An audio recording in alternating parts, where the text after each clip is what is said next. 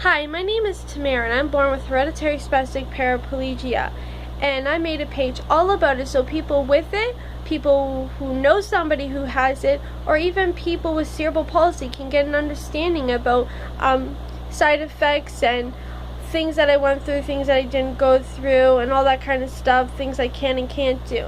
Well, this video is about surgery. I have a friend who knows somebody who has a little girl with cerebral palsy. And my question was, well, I was asked, I wonder if cerebral palsy surgery is anything like hereditary spastic paraplegia surgery, because I had surgery in 2007 for my legs. Well, to let you know, I actually had cerebral palsy surgery because in 2007 I still thought I had cerebral palsy. I didn't know there was such thing as hereditary spastic paraplegia. So I actually had cerebral palsy surgery, and I want to explain to you what it is, like what I went through, things I struggled with, things that I benefit from it, and just tell you my story about it, my journey and having surgery. So growing up, I said in my one video that my legs were so bent, like I could not straighten them at all.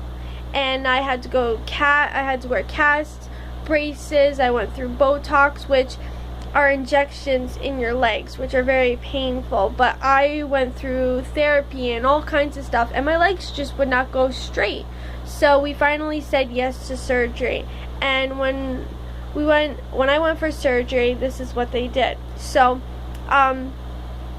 they had to make my hamstrings weaker so that I could strain my legs, and so by that they had to cut my hamstring. And I have a scar on both legs about that big. It's not that big at all. I thought they would go a lot bigger, and you could barely see it after time because it's behind your leg. You know what I mean? So it's really small, and they just cut your hamstring. That's it. The sucky part is you have to wear casts for 3 months from the top of your leg to your toes, and it keeps your legs straight for 3 months, which was really painful, not being able to bend your legs. And my foot ended up swelling a bunch of times that they had to cut the bottom and redo it, and I had to go on really strong medicine to help with the pain because it hurt so bad. It really did. And I had to wear these shoes, these special shoes, so I could drag on the ground so that the cast wouldn't scrape up the ground. I had to be in a wheelchair all the time. I had to sleep on a mattress on the floor. And after 3 months came up, I got them taken off. And when I got them taken off, I was so scared. But I actually had to wear gaiters at bedtime, which I actually have a gaiter on to show you what a gaiter is. And I didn't have to wear them during the day, but at bedtime I had to wear them, and they keep my legs straight the whole night. And you just strap them on. There's metal in the back, and you can actually take some of them you can take the metal out to wash them, some of them you can or whatever, but this is what they look like. And see, I can't bend my leg at all, and this one I can, see? But this one I cannot bend at all. That is what a gaiter is, and you have them all for both legs. That was really hard for me, going for 3 months not being able to bend my legs to finally bending them, which felt so amazing, and then needing to wear them all night long. It was horrible, and I hated it with a passion. But going through the surgery and the cast, and after the cast came off, I went into a really bad depression where I lost a lot of weight. And I felt really hungry, but I just couldn't eat. I was so angry that I didn't think it would take as long as it did to be able to walk. Like, after I got out of the surgery, I just thought I'd be able to walk, but I was wrong. Each person's different. Each person handles things different, but being much younger, I just did not like it. I hated it. And I had to go from a wheelchair to a walker without wheels, and finally I went with a walker with wheels, then 2 canes to 1 cane, and I'm still at 1 cane. But yeah, and after a while I finally got out of my depression. I had to go to McMaster Hospital, and they had to keep an eye on my eating and giving me like things that I had to eat, and they would constantly checking up on my weight, because if I kept dropping, then I would have to be in the hospital, and they would have to feed me through feeding tubes because I was losing so much weight. I had you could see my cheekbones, but it wasn't because it didn't work, because it did work. I could finally straighten my legs after a while. Like, I could straighten them. They're not fully straight, but they are not bent anymore.